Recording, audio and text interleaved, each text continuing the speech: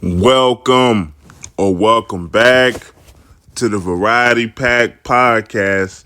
I'm your host, Rashad, and today I wanted to talk about Bleach, Thousand Year Blood War, Part 2. Bleach, Thousand Year Blood War, Part 2. Now, I know I'm a little late on this, but as they say, it's better late than never. So, and if you enjoy me talking about a variety of different animes, this is the show for you. So, without further ado, let's start the show.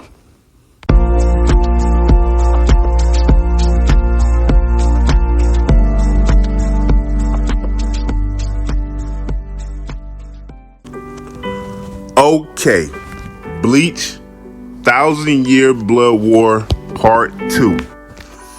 Now, first things first.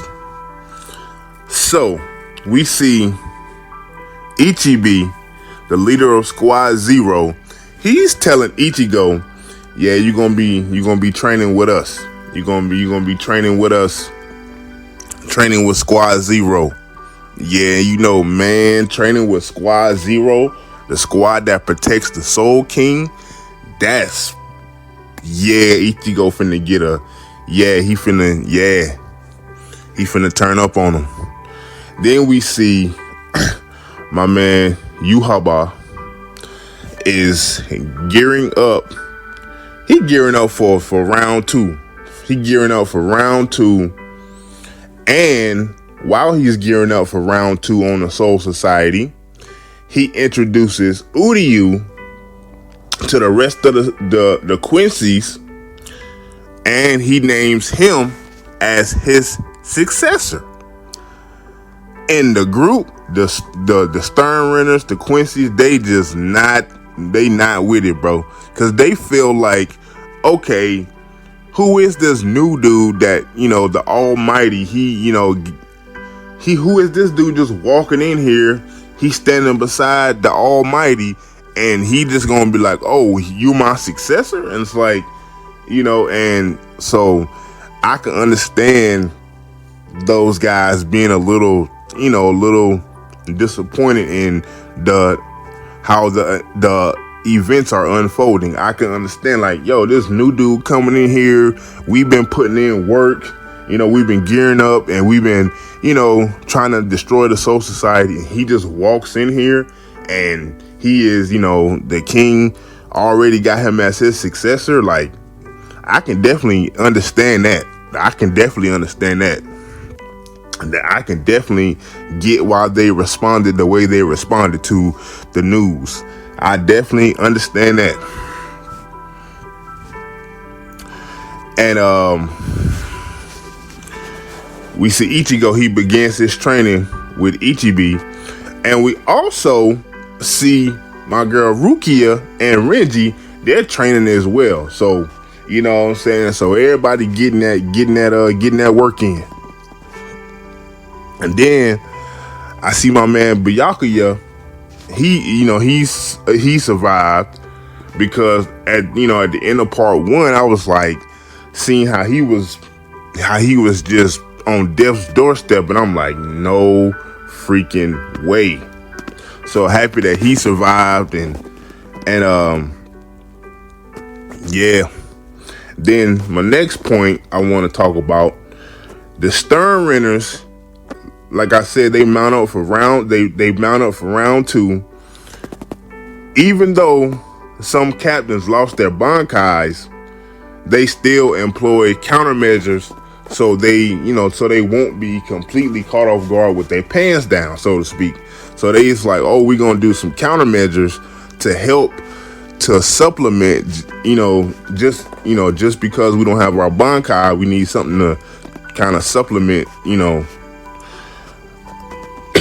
So we see Captain, my man Hisugaya, and Captain Soifone. They were doing their thing, and they got overwhelmed by their Stern Runner matchup. And we see my man Kisuke Kisuke, man, my boy Kisuke, man, he tells the captain, I believe his name is Captain Mayuri of the Research and Development Squad, that he found a way to restore their lost Bankai. And one thing we know, man, Kisuke, he gon' find a way, baby. That's one thing I can say about my man Kisuke, man. He gonna find a way, man. Then the next point, and Kisuke, his plan is for the captains to absorb a small amount of hollow powers to hollowify the Bankai to poison the Quincy's. And when I saw that, to poison the Quincy's and to keep to keep their Bankais from getting stolen. So when I saw that, I was like, that's kind of cool, because they said like the Quincy's, they can't even, if they come in contact with hollows, they're going to be out of here, bro. But the Soul Reapers, they can hollowify and still be, still do their thing or whatever. We've seen it in the series, but the fact that the Quincy's and the Soul Reapers, they're fighting to keep the balance. They're both trying to kill the hollows, but I find it kind of, I kind of like it a little bit. I kind of like the twist that the Soul Reapers, the thing that y'all kill all the time, you and the Quincy's, y'all killing hollows together. Well, not together, but y'all killing hollows to keep the balance. And then the Soul Reapers, the hollow powers inside of you guys' Bankais or whatever. That's gonna be the power to turn the tables against the Quincy's. And I'm like, yo, that's crazy. That's crazy. I kind of like it. I kind of like it. That's crazy. So the Soul Reapers, they have, you know what I'm saying? Yo, that's kind of like the ace, that ace up their sleeve that they can use to turn the tables. But I find it crazy that the Soul Reapers can benefit from the hollow powers, but the Quincy's, they're like, nah, we can't even come in contact with the hollows at all. We're going to die. So that's crazy, man. That's crazy. I like that little twist right there. Man. And man, my man Shinji, he uses his Bankai. He uses his Bankai to flip reality, man, making the Quincy's attack their own guys. So my man Shinji, he comes out, man. Yeah, man. So this part 2 is crazy, dude. This part 2 is crazy. And my next point is, even though, the captains, they, got their Bankais back, you already know Yuhaba, he was not going to sit back and not have a countermeasure to this. So he has an ace up his sleeve. The Stern Renters, they counter with a new technique, and my girl Bambietta is using hers against Kumamura. The big dog guy. That's like the guy that's like a dog. So she used it against my man Kumamura. But he pulls out something called the Jinka technique. So Bambietta, she pulls out her new, Stern Renter form or what have you, and then Komamura, he pulls out his new technique, the Jinka technique, and that is it's a technique that lets him go back to his human form. He lets him go back to his human form that he had in his past life before he was cursed to live as an animal. So yeah, man. So yeah, we seeing all kind of stuff with this 1,000-year Blood War arc, man. I'm loving it, dude. I am loving it. Then my next point is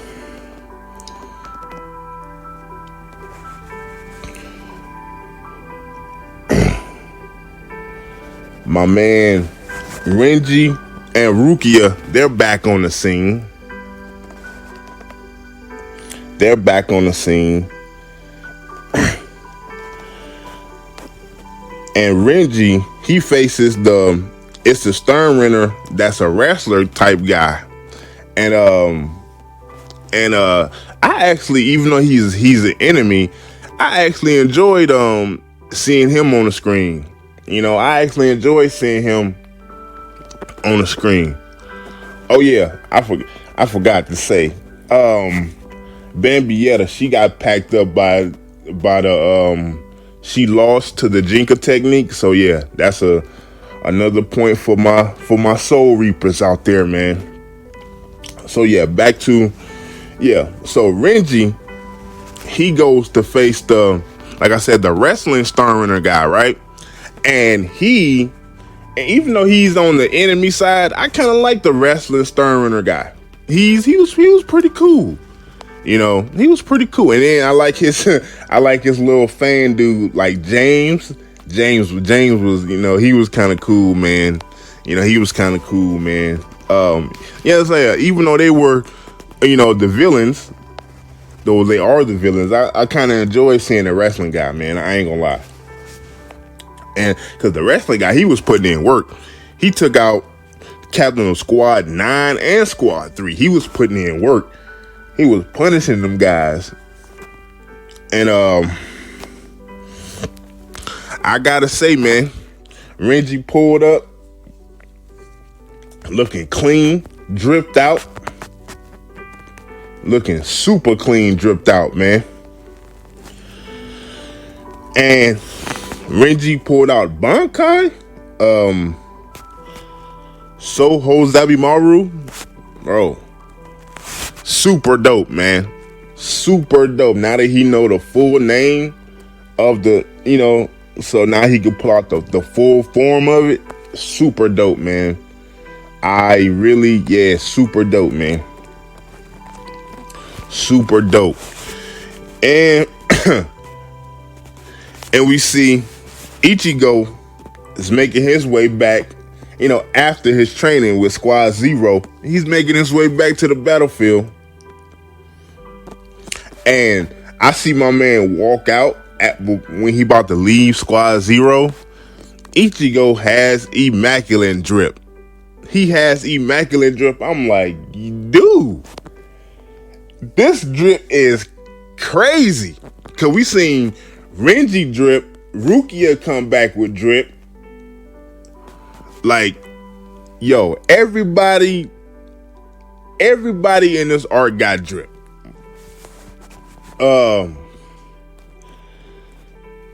So Ichigo, he come back to the battlefield, and the drip, it's not just drip. It look cool, it fly, flashy, but the Squad 0 tells Ichigo that it's not, you know, it's an outfit to help you get through the, you know, the 72 layers, and it helps you break through the membrane of the I think it's called the Serete, so you can get back to the Soul Society.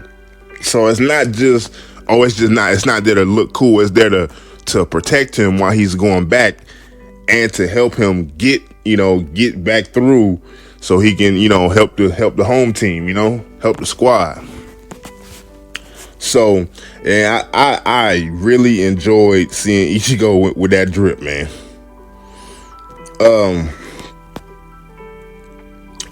So yeah, I really enjoy seeing Ichigo with the drip. And when he lost the drip, I was hurt. Cause he lost the drip. So when he lost the drip, I was hurt, man. I was hurt, dude. So we see my girl Rukia. She going up against Nod. Nod, one of the stern runners, one of the more creepier stern runners, I might say. Cause his whole thing is fear. Nod, his whole thing is fear. He uses fear to get his point across, to get his enemy, kill his enemy or whatever. So I ain't gonna lie, he was doing this thing, but Rukia, she came back, she was on point, she was ready, but he kept trying. So it was basically Rukia with her ice and him with his fear. Fear versus ice versus fear. So, seeing Rukia, she came back, she was ready. She was like, bro, she wasn't scared, she wasn't fearful. But I ain't gonna lie, he kept trying. He kept trying at her, man. And he was able to almost, get her in his clutches. He was close to getting her in his clutches. Then who pops up? My man Byakuya Kuski. My man pops up. And he pops up, he was just there for support. And when the stern runner guy, when he saw Byakuya come through, he was hyped. Cause that's who he really wanted. He wanted Byakuya. But he was like, I'ma settle for his little sister, cause if I kill her, he gonna come running. So he really wanted Byakuya. So when he saw Byakuya cut through his move with all the eyes, and he had Rukia trapped in there with all the eyes and stuff, he cut through all that, and he was like, yes, the man I really wanted has finally come. But Byakuya, he was just there for support for Rukia. He ain't really do nothing. But him being there for support for Rukia, that's all that he needed to be there for. That's all he needed to be there for, was to get her back on the steady. That's all he was needed for. So he was there. But he said, Rukia, I'm gonna let you finish him off. I ain't even gonna touch him. I ain't even gonna do nothing to him. So he let Rukia finish him off. And I gotta say, man, Rukia in her Bankai form, Rukia's Bankai, man, yo, I ain't gonna lie, man. Rukia, man, in that form, she looked so pretty, dog. Yo, she looked so pretty in that form. Even though Byakuya told her, and she even said, man, this form is dangerous. It's a very dangerous form. Because if she makes one wrong move while she's in her Bankai form, she can die. But I can't lie, man. She looks so pretty in her Bankai form, man. And I'm pretty sure all the Bleach fans out there, they would definitely agree. Rukia looks so pretty in her Bankai form, man. Packed them up, got the dub, and Big Bro ain't even have to do nothing. He let Lil Sis shine. He let Lil Sis shine bright. And the thing that he said, he was like, Rukia, you become strong. And that's all she ever wanted from this dude, man. To be acknowledged, to not be, that's all she wanted. So now that she finally got that acknowledgement from Big Bro, she good, man. She good. That's all she wanted. It's like, yeah, my brother's like, I'm strong. I can stand beside my brother and help him. So yeah, that's all she wanted, bro. That big brother support.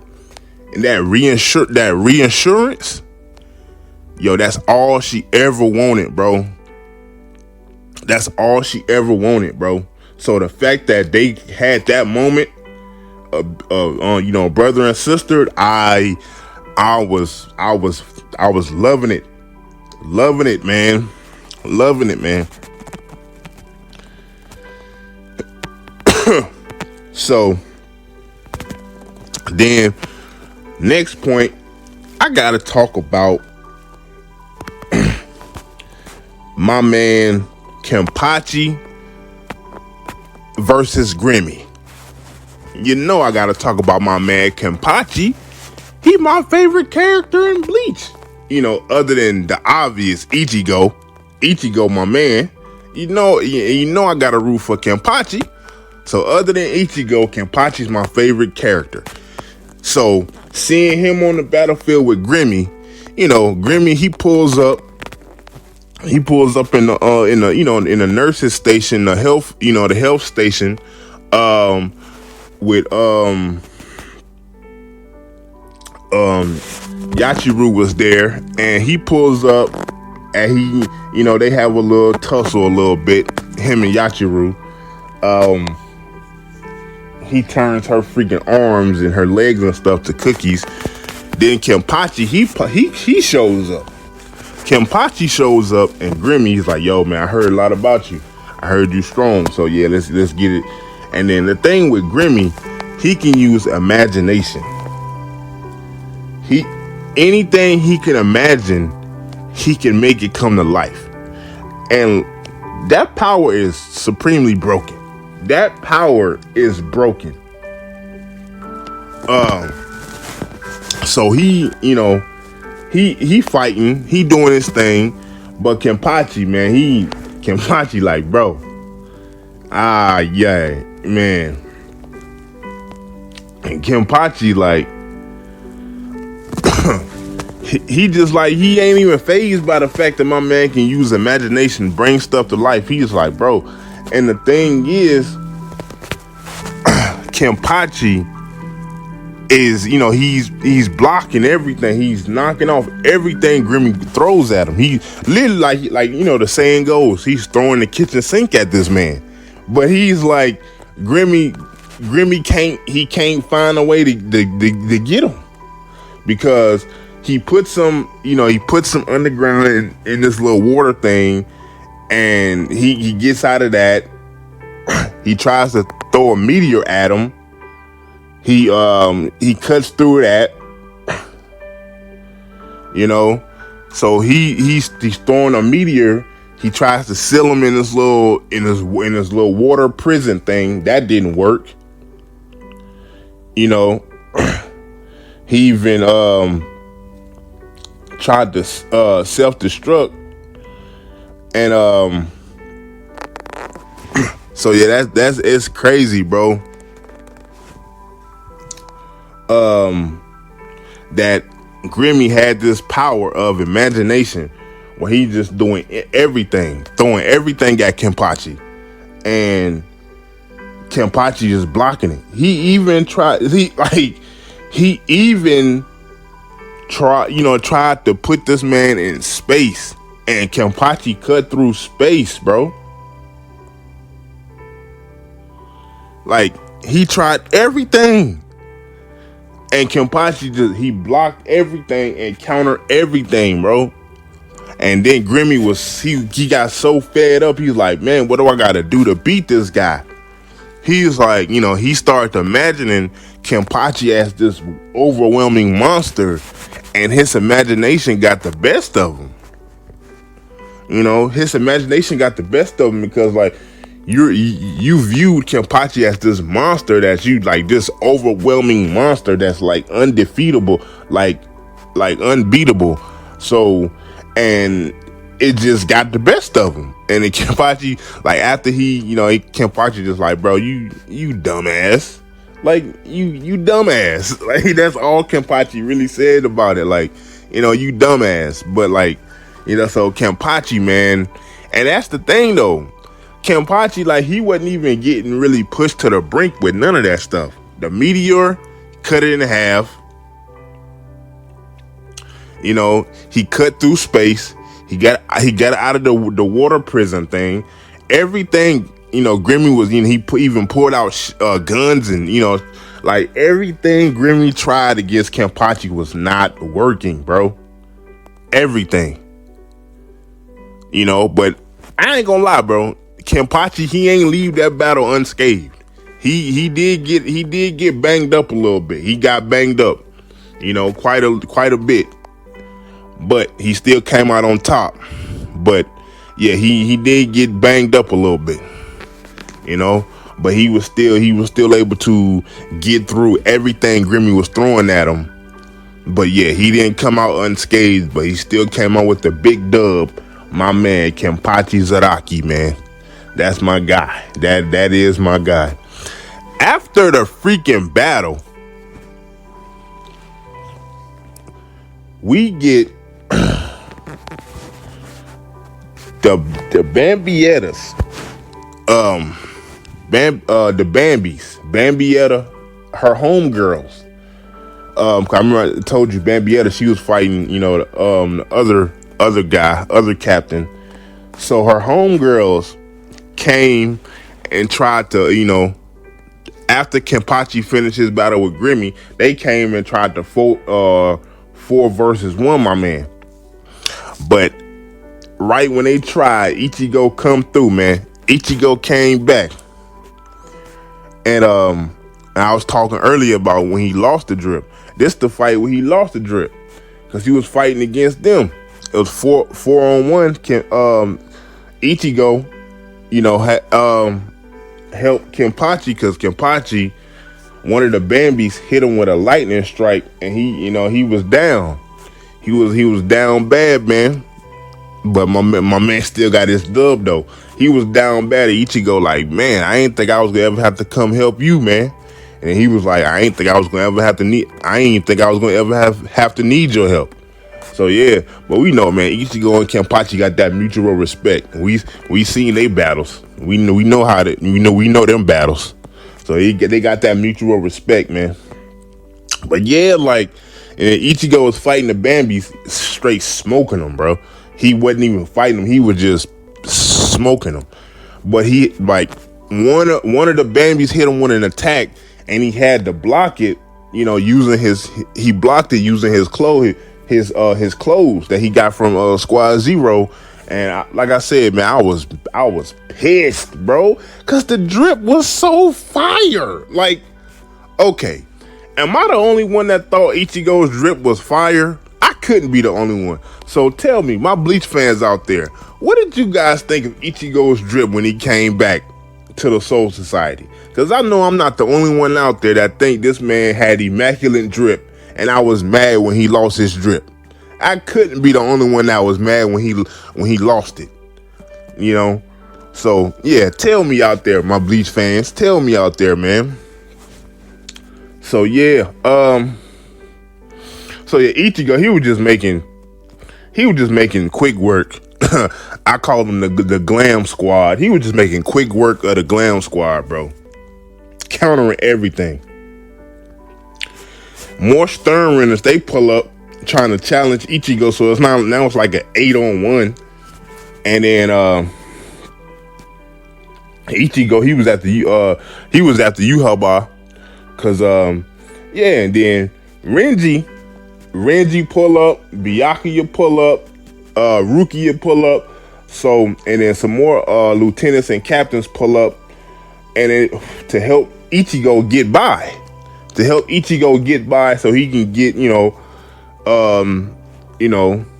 to Yuhaba. So he goes off, and then he sees, and then Yuhaba sees him coming, and then Uryu, he steps up and was like, let me handle it. Then Ichigo, he's surprised because he sees Uryu, and he's like, my mans, what are you doing? Like my mans, what are you doing? Like, why are you working with them? What's going on? So Ichigo is flabbergasted right now. He's flabbergasted right now. You know what I'm saying? He like, yo, what's the deal, baby? Like, what's going on? So Uryu, he shoots arrows at Ichigo. Ichigo don't even block him. This is what you call a mental nerf. This is what you call a mental nerf. Ichigo, he's mentally, like, in this moment, he's mentally nerfed because he see his friend, one of the homies, done switch sides on him. Oh, the betrayal. The freaking betrayal. Everybody knows you cannot have a good story without some betrayal. Now, yeah, you need a good betrayal, or you maybe need a couple of good betrayals. So I'm like, so he's flabbergasted. So he's, in this moment, he's mentally nerfed. He don't even try, because we know he can block all the arrows. He don't even block them. He gets hit by a few of them. But then who comes through? My man Chad and my girl, my number one Bleach waifu, Odahime, comes through, saves the day, man, blocking it. But then they're like the same thing. Like, what are you doing, man? What are you doing? So yeah, he got the whole squad just bamboozled, in shambles right now. Like, what are you doing, man? So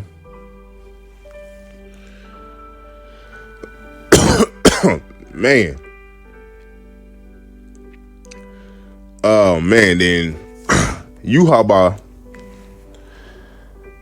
and then Chad, Ichigo, Odahime, they see Uryu leaving, and they like, yo, we gonna have to chase after him.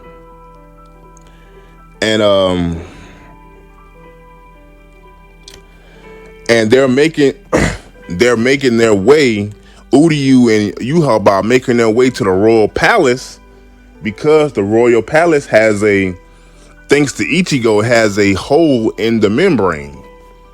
So now you can get to the Royal Palace through the membrane hole that Ichigo left. And it's going to take a lot of seconds for it to close up. So there's like, oh, Yuhaba takes the chance to, go to the Royal Palace with the hole, with the gaping hole in the Serete.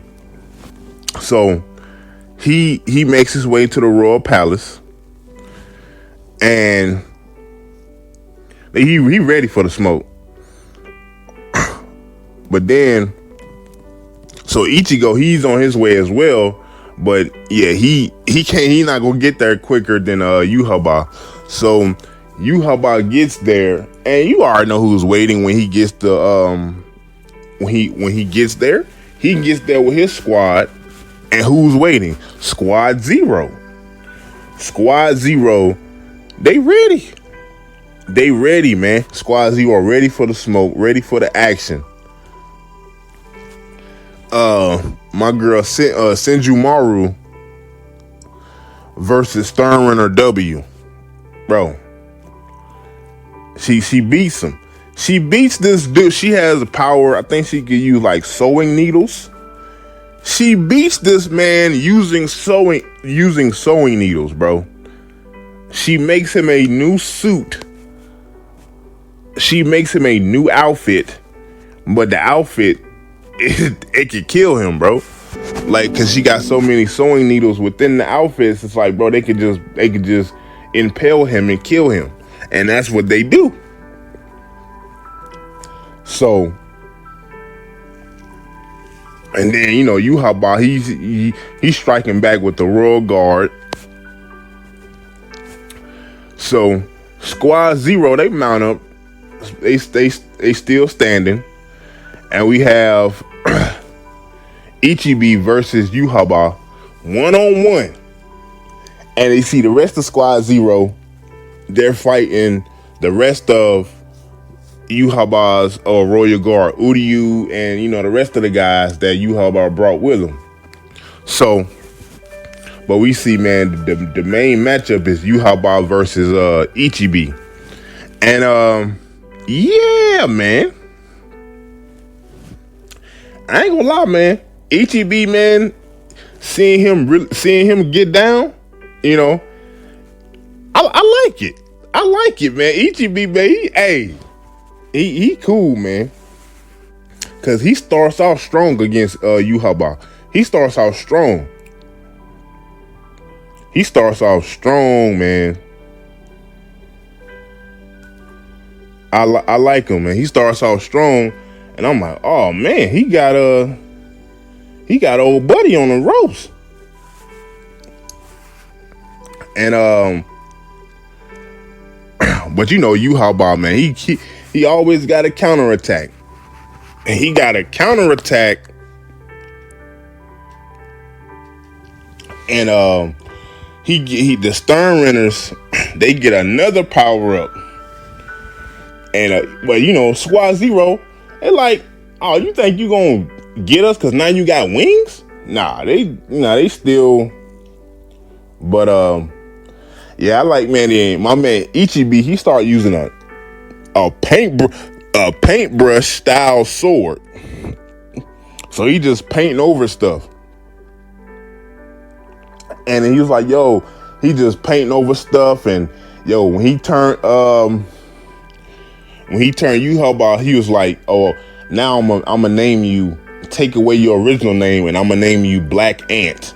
And then he hit him with the hands, the big giant hands in the sky.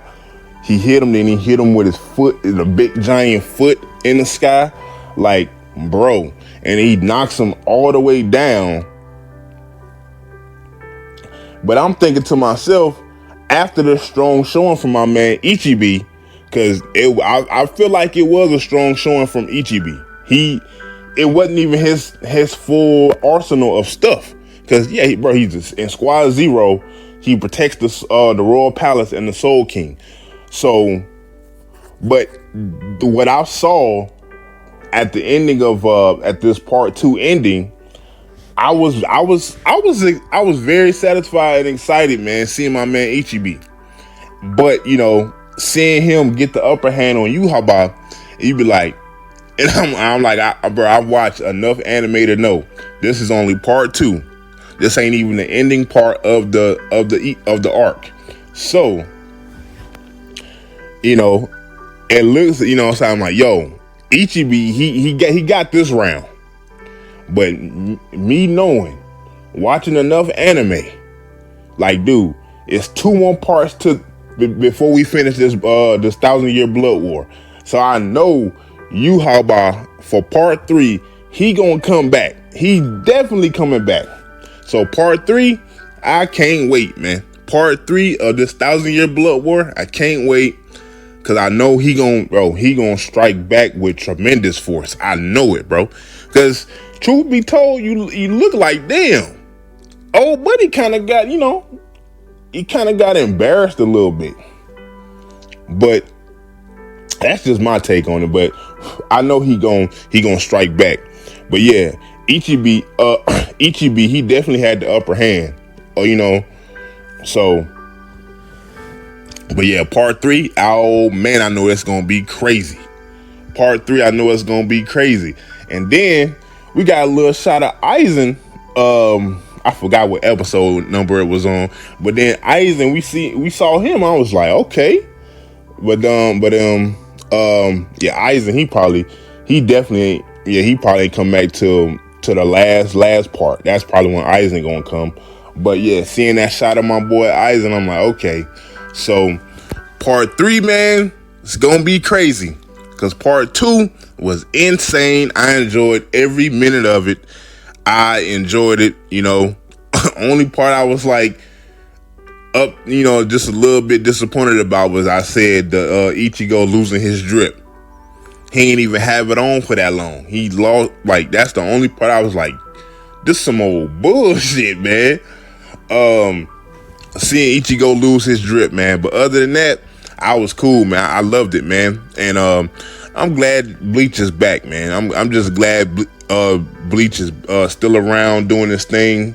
But yeah, man. Part 2, I like I said, I loved it. I enjoyed it. Can't wait for part 3. So yeah, this has been your boy Rashad. of the Variety Pack Podcast. Oh, yeah. And before I get out of here, I want to tell you guys, follow me on Twitter, the Variety Pack Podcast. Follow me on Instagram, the Variety Pack Podcast. Follow me on TikTok, the Variety Pack Podcast. And follow me on Facebook, the Variety Pack Podcast. Okay, so this has been your host, Rashad of the Variety Pack Podcast. And I'll catch you guys on the next one. I'm out of here.